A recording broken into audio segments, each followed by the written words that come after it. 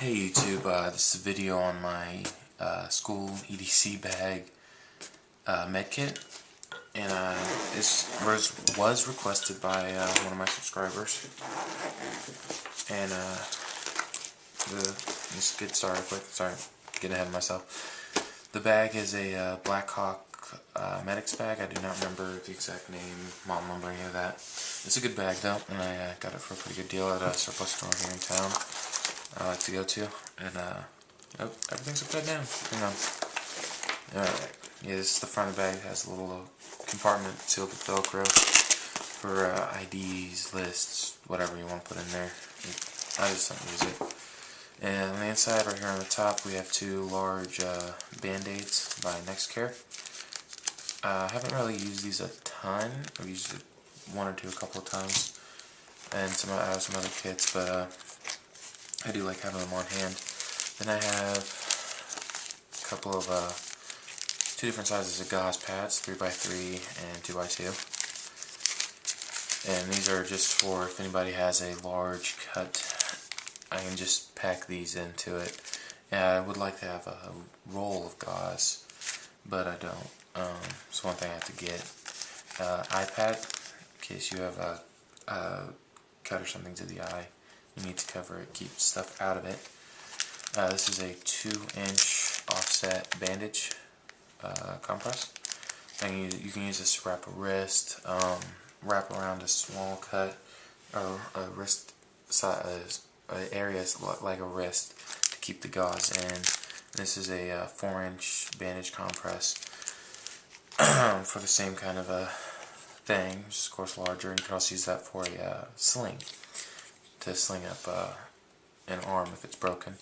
Some waterproof adhesive tape for medical stuff, and you can use that to help keep the gauze in place. Some gloves, nitride gloves protecting you and whoever you're treating. Some little Band-Aid, well not Band-Aids, little plastic sheaths for, essentially not really sheaths, but they go on your fingers. If you have a cut to your finger, you can put like a gauze or whatever around that, and then you slide this on it and protects it. It makes a really nice seal with these elastic ends at the bottom. Don't last forever once you get them on, because your fingers, bending them all the time wears things out. But they do a pretty good job. I've used them. My brother's used them. Even took it swimming. Didn't keep it dry, but it kept the skin and everything from being moved around. Notepad, just really basic notepad, nothing special. Pen, write down any notes about the situation that I'm using this kit for, or to remind myself to replace things. W.H.Y, only one, just if you have some extra blood on you or something you're trying to clean off. Give you a little bit of disinfectant, or if you need to disinfect your hands before you do something. And this little dropper came out of my little 5-year-old brother's medicines for when he gets colds and stuff. But I'm going to get some alcohol, rubbing alcohol, and you can just fill this up and spray it down into a cut to help flush everything out and disinfect it at the same time. Then I have some hydrogen cortisone cream, 1%. Good stuff. You can use that for pretty much anything. If you hear some weird vibrations, somebody in a car screaming around outside the house.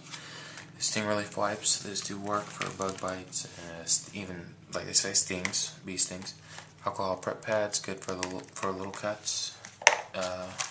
Then some Band-Aids to go along with those, help cover things. And some butterfly closures, which, from what I gather, are designed to help keep your skin closer together so it heals better.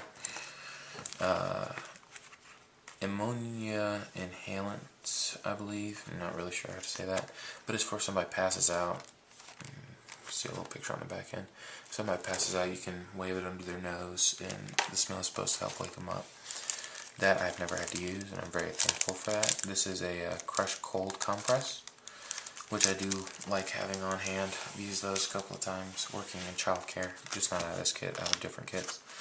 And this is a burn dressing. When you're working with a grinder, if you ever worked with one of those belt sanders or grinding wheels, whatever you're grinding gets hot, and I've done it a couple times. I've burned the tips of my fingers. Not bad enough to get into this. I just got in my small EDC bag, made kits to take care of that. But it hurts really bad when you do it. And in case somebody ever does get burned really badly, or take something out of the furnace after a heat treat. But yeah, that's the kit. Thanks for tuning in and watching.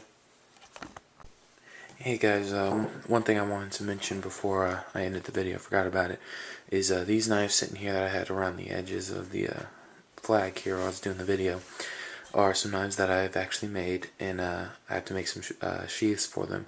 And if you'd like to see a video on that when I get ready to do that, just post a comment below and let me know.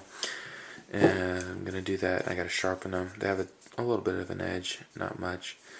Not anywhere really near where I want it. You got to be able to shave with it before I'm happy with it. But yeah, some custom knives I made.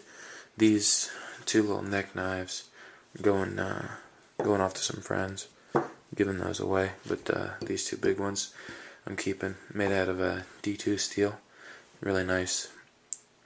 So yeah, thanks for watching. Bye.